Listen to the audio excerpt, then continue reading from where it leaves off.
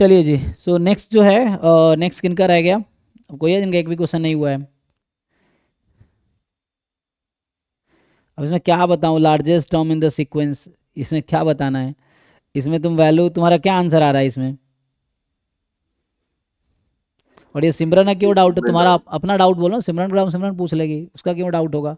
अब तुम उसको भेजते होगे, वो इंटरटेन करती नहीं होगी, क्योंकि तुम्हारा डाउट ऐसे उल्टा सीधा होता है ये चीज़ें, तो उसका क्यों डाउट होगा? जो उसका डाउट होगा वो पूछेगा खुद, तुम बोलो तुम्हारा आपने डाउट है। सुबह मुझे भेजा था, वो मुझसे क्यों हुआ नहीं भेजेगी तो तुम? आपको भेज दिया। तुम सॉल्व करो, और नहीं है तो तुम्हारा डाउट है ना, अगर तुमसे सॉल्व नहीं हो रहा है इसका मतलब तुम्हारा डाउट है। ये चीज़ें हैं, उसका क्यों डाउट, किसी और का डाउट क्यों है? अब मैं बोलूँगा मोदी जी का डाउट है, ये क्या मतलब है मोदी जी का डाउट है? तो मैं क्यों पूछ रहा हूँ, खुद पूछ लेंगे। So the largest term in the sequence this, तो इसको देखो, इसमें क्या रिलेशन है एन फैक्टोरियल में, 1000 की पावर एन में क्या रिलेशन है? ये कहाँ पे जाके इंक्रीज से डिक्रीज होना शुरू हो जाएगी, ये देख लो। तो इसमें कन्फ्यूजन क्या है तुम्हें? ए वन क्या है इसका? ए वन है 1000, ए टू क्या है?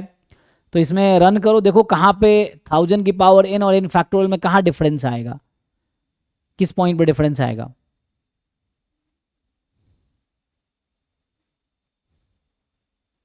ये कुछ टर्म तक हो सकता है इंक्रीज करेगी फिर डिक्रीज करेगी, इसका लिमिट क्या है? What is the limit n tends to infinity, इसका लिमिट कितना आएगा? जीरो।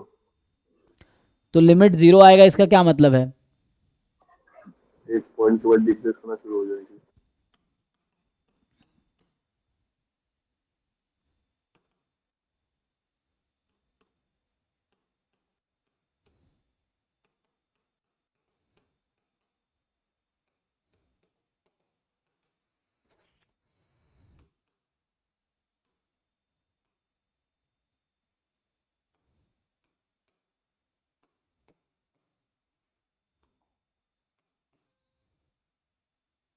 अच्छा, तो ये जीरो पे जा रही है ना, तो ये लेस देन वन है, तो अगर इसकी लिमिट लेस देन वन है, इसका मतलब सीरीज एन कन्वर्जेंट है बाई रूट टेस्ट, और एन की लिमिट जीरो हो गई। ठीक है, this is convergent, so n is zero. ठीक है, तो एन की लिमिट जीरो है, इसका मतलब एट द एंड जीरो पे जाएगी। अब तुम्हें क्या ढूंढना है इसमें?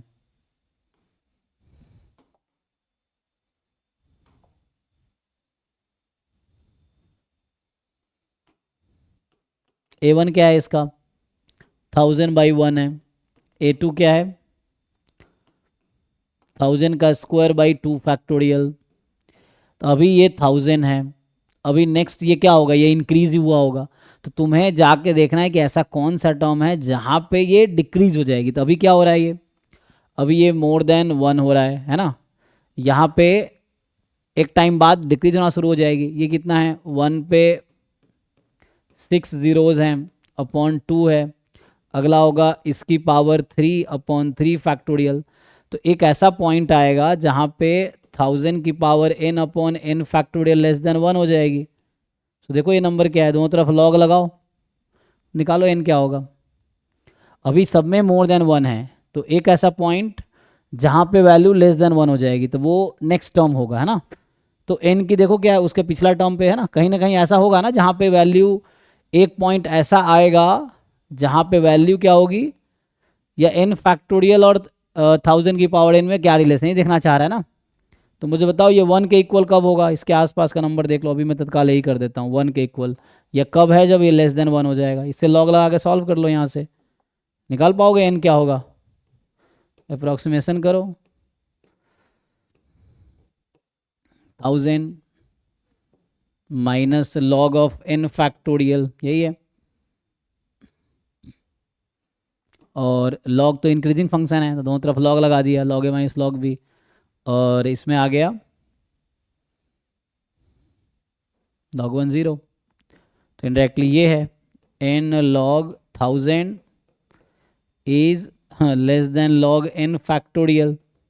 अब देखो ये तो न्यूमेरिकल कंप्यूटेशन हो जाएगा, ये बाई हैंड कैसे निकालोगे तुम? तो उसके लिए ऑप्शन का ही हेल्प ले सकते हो तुम। तो ये तो तुम्हें लगता है बिना कैलकुलेटर के तुम करोगे? कैलकुलेटर से भी कितने आसानी से निकालोगे। तो ये सब फालतू का क्वेश्चन है जो एग्जाम में कभी आना नहीं है, ठीक है ना, ये सब। इसमें ये A99 निकालेंगे, अब ये 1000 की पावर 999, और ये 999 फैक्टोरियल। अब कैलकुलेटर लगाओ, देखो क्या हो रहा है। तो क्योंकि n वो इसमें नंबर है जिसके बाद वैल्यू अनडिफाइंड दे रहा कैलकुलेटर। अनडिफाइंड कैसे हो रहा है? कोई फाइनाइट नंबर है, कैलकुलेटर नहीं दे रहा होगा आंसर ना, क्योंकि कैलकुलेटर की एक लिमिटेशन है। कैलकुलेटर कुछ ही डिजिट तक कैलकुलेट कर सकता है, उसकी एक लिमिटेशन है।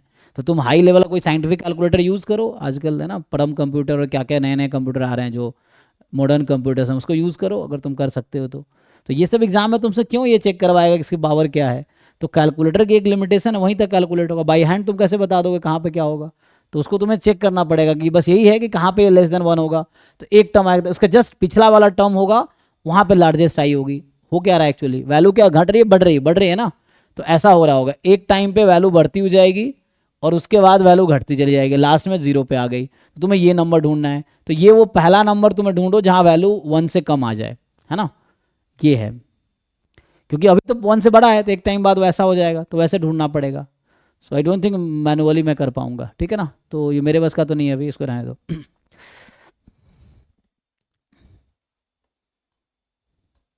सुभाजीत से पूछो, वो बता पाएगा।